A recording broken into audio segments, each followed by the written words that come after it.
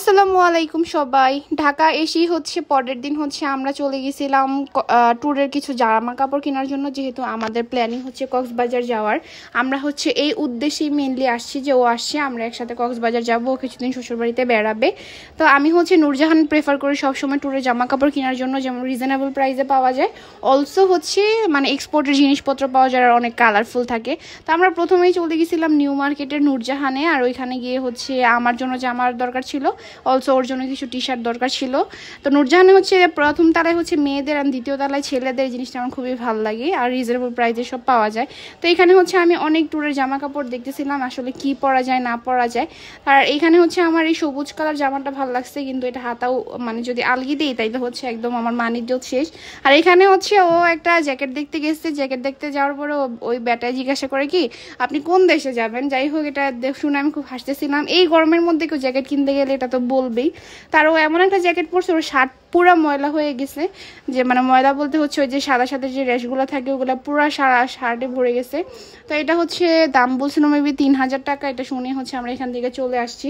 দেন আমি আমার জন্য জামা কাপড় কিনছি। এই গরমের মধ্যে অত ভিডিও করা সম্ভব হয় না, ওর জন্য অনেক টি শার্ট, অনেক জামা কাপড়, যে সব শপিং শেষে একটা দোকানে বসছিলাম।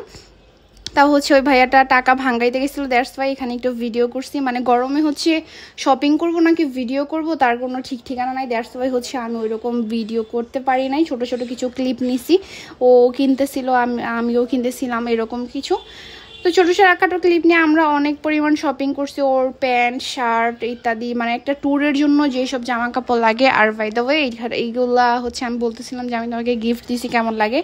আসলে তা না, এটা ওর সালামির টাকা যা ছিল, আমার সালামির টাকা যা ছিল, আমার সালামির টাকা দিয়ে ও আমারটা কিনছি, ওর সালামির টাকা দিয়ে ও শপিং করছে। এটা মেইন কথা, কেউ কাউরে টাকা পয়সা দেই নাই। দেন আমাদের প্রচুর খিদা লেগে গেছে শপিং করতে করতে। আর এখান দিয়ে আম্মু বাসায় খাবার রান্না করে রাখছিল। তো আমরা ভাবলাম যে যেহেতু আমরা দুপুর বের হয়েছি আর কাজ বিকালের মধ্যেই শেষ, 2 ঘন্টার মধ্যে আমাদের মোটামুটি কাজ শেষ। তার সময় আমরা বাসায় ব্যাক করি, দেন আমরা বাসায় চলে আসছি, কারণ আম্মু রান্না করে রাখছে, ও রাগ করবে যেহেতু জামাই বাসায় আসছে। দ্যাটস ওয়াই আমরা বাসায় এসে খাওয়া দাওয়া করছি। অ্যান্ড খাওয়া দাওয়া করে রাতে একটু রেস্ট নিয়ে 2-3 ঘন্টা রেস্ট নিয়ে আমরা চলে গেছিলাম খানপুরে। ও বলতেছিল যে আমার খুব কোল্ড কফি খাইতে ইচ্ছা করতেছে, also meat box. That's why আমরা রেডি হয়ে একদম খানপুর চলে গেছিলাম নারায়ণগঞ্জে। তো এখানে অনেকগুলো ফুডকার্ট আছে, যারা নারায়ণগঞ্জের তারা এই জায়গাটা অনেক চিনে। তো এখানে অনেক ফুডকার্ট আছে। আর আমার পিৎজা কোয়ের যেই কোল্ড কফিটা আছে, এই জিনিসটা অনেক বেশি ভালো লাগে। অ্যান্ড আমরা যখন গেছি তখন প্রায় 10:30 বাজে। তো আমরা ভাবলাম যে আগে যেহেতু অনেক তৃষ্ণা লাগছে, কোল্ড কফিটা খাই, তারপরে মিট বক্স খাবো। তো এখানে আমরা মিট বক্স অর্ডার দিতে গেছি, আর বলতেছে যে আপনারা কি আগে কোনো অর্ডার দিচ্ছেন। আর আমরা বললাম যে না, আগে কোনো অর্ডার দিই না। বলতেছে অর্ডার অলরেডি ক্লোজ হয়ে গেছে, বিকজ 11টা বেজে গেছে। তা আমরা দ্য গ্রিডে সবসময় মিট বক্স খাই, যেখানে ওরা মানা করে দিছে কোনো অর্ডার নিবে না। আমি অনেক রিকোয়েস্ট করছি যে কিছুই কি দেওয়া যাবে না। তো এখানে ও বলতেছিল ভালো, আরও হাঁটো আরও ঘুরো। তো এখান দিয়ে আমি ছবি তুলতেছিলাম, ওই দোষটা দিছে যে আমি ছবি তুলতেছিলাম, ভিডিও করতেছিলাম, দ্যাটস ওয়াই লেট হয়ে গেছে। এখান দিয়ে যে আমরা লেট করে গেছি তার কোনো সমস্যা নাই। যাই হোক, বকাঝকা একটু দিল, খাইলাম, প্যারা নেই।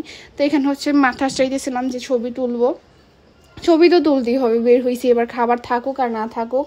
তো এখানে আমরা পিৎজা করে যে কোল্ড কফিটা ওইটা নিচ্ছিলাম। আর সবসময় আমি পে করি কেন, এটা আমাকে অনেকে বলছে, কারণ ও সবসময় আমার কাছে টাকা পয়সা দিয়ে রাখে, যা টুকটাক খরচ হয় ওইটা আমি দিই, আমার ব্যাগ থেকেই যায়।